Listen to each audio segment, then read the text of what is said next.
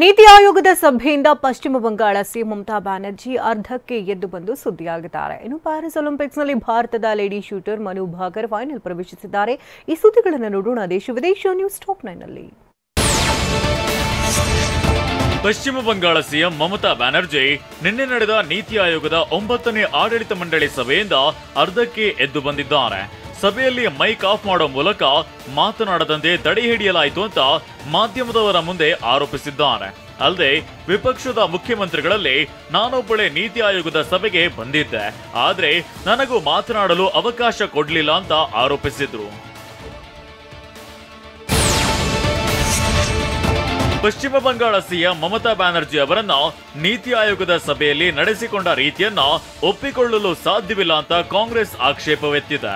ನೀತಿ ಆಯೋಗವು 10 ವರ್ಷಗಳ ಹಿಂದೆ ಸ್ಥಾಪನೆ ಆದಾಗಿನಿಂದ ಸಭೆಯ ಅಧ್ಯಕ್ಷತೆ ವಹಿಸುವ ಪ್ರಧಾನಿ ನರೇಂದ್ರ ಮೋದಿ ಅವರ ತಾಳಕ್ಕೆ ತಕ್ಕಂತೆ ಕುಣಿಯುತ್ತಿದೆ. ಅಲ್ಲದೆ ರಾಜ್ಯಗಳ ನಡುವೆ ಸಮನ್ವಯ ಸಾಧಿಸುವ ಯಾವುದೇ ಪ್ರಯತ್ನಗಳು ನಡೆದಿಲ್ಲ ಅಂತ ಜೈರಾಮ್ ರಮೇಶ್ ಟ್ವೀಟ್ ಮಾಡಿದ್ದಾರೆ. ಈ ಮಧ್ಯೆ ಕೇಂದ್ರ ವಿತ್ತ ಸಚಿವೆ ನಿರ್ಮಲಾ ಸೀತಾರಾಮನ್ ಮಮತಾ ಬ್ಯಾನರ್ಜಿ ಹೇಳುವುದು ಸಂಪೂರ್ಣ ಸುಳ್ಳು ಅಂತ ಹೇಳಿದ್ದಾರೆ. ಸಭೆಯಲ್ಲಿದ್ದ ಪ್ರತಿಯೊಬ್ಬ ಸಿಎಂಗೂ ಸಮಯ ನಿಗದಿ ಮಾಡಲಾಗಿತ್ತು ಮತ್ತು ಅದನ್ನ ಪ್ರತಿ ಟೇಬಲ್ನ ಮುಂದೆ ಇರುವ ಪರದೆಗಳ ಮೇಲೆ ಪ್ರದರ್ಶಿಸಲಾಯಿತು. ತಮ್ಮ ಮೈಕ್ ಅನ್ನ ಆಫ್ ಮಾಡಲಾಗಿದೆ ಅಂತ ಅವರು ಮಾಧ್ಯಮಗಳಲ್ಲಿ ಹೇಳಿದ್ದಾರೆ. ಆದರೆ ಇದು ಸಂಪೂರ್ಣ ಸುಳ್ಳು ಅಂತ ಸೀತಾರಾಮನ್ ತಿಳಿಸಿದ್ದಾರೆ.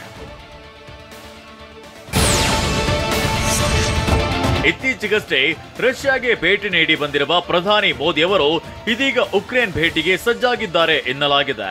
ಎಲ್ಲ ಅಂದುಕೊಂಡಂತೆ ನಡೆದ್ರೆ ಇದೇ ಆಗಸ್ಟ್ 23ರಂದು ಯುದ್ಧ ಪೀಡಿತ ಉಕ್ರೇನ್ಗೆ ಮೋದಿ ಭೇಟಿ ನೀಡಲಿದ್ದಾರೆ. ಈ ವೇಳೆ ಅಧ್ಯಕ್ಷ ವೊಲೋಡಿಮಿರ್ ಝೆಲೆನ್ಸ್ಕಿ ಅವರನ್ನ ಭೇಟಿ ಮಾಡಲಿರುವ ಮೋದಿ ಮಹತ್ವದ ಮಾತುಕತೆ ನಡೆಸಲಿದ್ದಾರೆ. ಒಂದೊಮ್ಮೆ ಮೋದಿ ಹೋದ್ರೆ ರಷ್ಯಾ ಮತ್ತು ಉಕ್ರೇನ್ ಯುದ್ಧದ ನಂತರ ಮೊದಲ ಭೇಟಿ ಇದಾಗಲಿದೆ. ಮುಜಾಫರ್ ನಗರದ ಶಿವಚೌಕ್ನಿಂದ ಹರಿಯಾಣ, ದೆಹಲಿ, ರಾಜಸ್ಥಾನ ಮತ್ತು ಉತ್ತರ ಪ್ರದೇಶದ ವಿವಿಧ ಜಿಲ್ಲೆಗಳ ಕನ್ವಾರಿಯಾಗಳು ಮುನ್ನಡೆಯುತ್ತಿದ್ದು ಭಾರಿ ಭದ್ರತೆ ಕೈಗೊಳ್ಳಲಾಗಿದೆ. ರಾತ್ರಿಯ ವೇಳೆ ಇಲ್ಲಿ ಯಾತ್ರೆಯ ವೈಭವ ನೋಡಲು ಅಪಾರ ಜನ ಬರ್ತಾರೆ. ಹೀಗಾಗಿ ದಾರಿಯುದ್ದಕ್ಕೂ 150ಕ್ಕೂ ಹೆಚ್ಚು ಸಿಸಿಟಿವಿ ಅಳವಡಿಸಲಾಗಿದ್ದು ಕಂಟ್ರೋಲ್ ರೂಮ್ ನಿಗಾ ಇಡಲಾಗಿದೆ. ಯಾತ್ರಿಗಳಿಗೆ ಭದ್ರತೆಯನ್ನ ಹೆಚ್ಚಿಸಲು ಸೂಚಿಸಲಾಗಿದೆ. ಸಿಲಿಂಡರ್ ಸ್ಫೋಟಗೊಂಡು ಇಬ್ಬರು ಗಂಭೀರವಾಗಿ ಗಾಯಗೊಂಡಿದ್ದಾರೆ. ಮುಂಬೈನ ವಿಖರೋಲಿಯ ಶ್ರೀರಾಮ್ ಸೊಸೈಟಿಯಲ್ಲಿ ಘಟನೆ ನಡೆದಿದ್ದು ಇಬ್ಬರು ಗಾಯಗೊಂಡಿದ್ದಾರೆ. ಅಡುಗೆ ಮಾಡಲು ತೆರಳಿದ್ದಾಗ ಏಕಾಏಕಿ ಸಿಲಿಂಡರ್ ಸ್ಫೋಟಗೊಂಡಿದೆ. ನೋಡುತ್ತಿದ್ದಂತೆ ಬೆಂಕಿ ಹೊತ್ತಿಕೊಂಡಿದೆ. ಸದ್ಯ ಗಾಯಾಳುಗಳನ್ನ ರಾಜವಾಡಿ ಆಸ್ಪತ್ರೆಗೆ ದಾಖಲಿಸಿ ಚಿಕಿತ್ಸೆ ನೀಡಲಾಗ್ತಿದೆ. ಭಾರತದ ಮಹಿಳಾ shooter Manu Bhaker Paris Olympics 2024ರ 10 ಮೀಟರ್ ಏರ್ ಪಿಸ್ತೂಲ್ ವಿಭಾಗದಲ್ಲಿ ಫೈನಲ್ಗೇರಿದ್ದಾರೆ. ಸುದ್ದಿಯನ್ನು ನೋಡೋಣ ಕ್ರೀಡೆ ಮತ್ತು ಸಿನಿಮಾ ನ್ಯೂಸ್ ಟಾಪ್ 9 ನಲ್ಲಿ. ಭಾರತದ ಮಹಿಳಾ shooter Manu Bhaker Paris Olympics 2024ರ 10 ಮೀಟರ್ ಏರ್ ಪಿಸ್ತೂಲ್ ವಿಭಾಗದಲ್ಲಿ ಫೈನಲ್ಗೇರಿದ್ದಾರೆ. ಈ ಮೂಲಕ ಹಾಲಿ ಒಲಿಂಪಿಕ್ಸ್ನಲ್ಲಿ ಫೈನಲ್ಗೇರಿದ ಮೊದಲ ಸ್ಪರ್ಧಿ ಎನಿಸಿಕೊಂಡಿದ್ದಾರೆ. ಫ್ರಾನ್ಸ್ನ ಚಟೌರಾಕ್ಸ್ನಲ್ಲಿ ನಡೆದ ಮಹಿಳೆಯರ 10 ಮೀಟರ್ ಏರ್ ಪಿಸ್ತೂಲ್ ಅರ್ಹತಾ ಸುತ್ತಲ್ಲಿ 22 ವರ್ಷದ ಭಾಕರ್ 3ನೇ ಸ್ಥಾನ ಪಡೆದುಕೊಂಡು ಅಂತಿಮ ಸುತ್ತಿಗೆ ಪ್ರವೇಶ ಪಡೆದುಕೊಂಡಿದ್ದಾರೆ.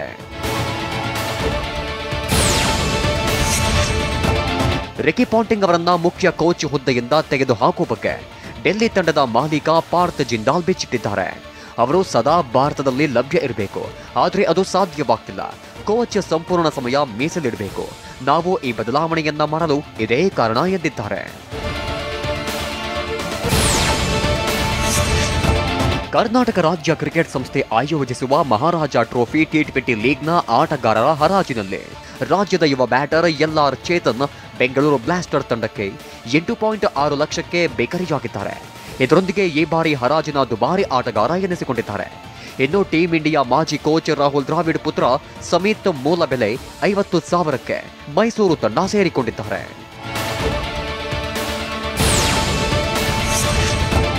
ಮಹಿಳಾ ಏಷ್ಯಾ ಕಪ್ ಫೈನಲ್ನಲ್ಲಿ ಹಾಲಿ ಚಾಂಪಿಯನ್ ಭಾರತ ಮತ್ತು ಶ್ರೀಲಂಕಾ ಪ್ರಶಸ್ತಿಗಾಗಿ ಕಾದಾಟ ನಡೆಸಲಿವೆ. 7 ಬಾರಿಯ ಚಾಂಪಿಯನ್ ಭಾರತವೇ ಈ ಬಾರಿ ಪ್ರಶಸ್ತಿ ಗೆಲ್ಲುವ ಹಾಟ್ ಫೇವರಿಟ್ ಆಗಿದೆ. ಆತಿಥೇಯ ಲಂಕಾ ಚೊಚ್ಚಲ ಪ್ರಶಸ್ತಿ ಗೆಲ್ಲುವ ಇರಾದೆಯಲ್ಲಿದೆ.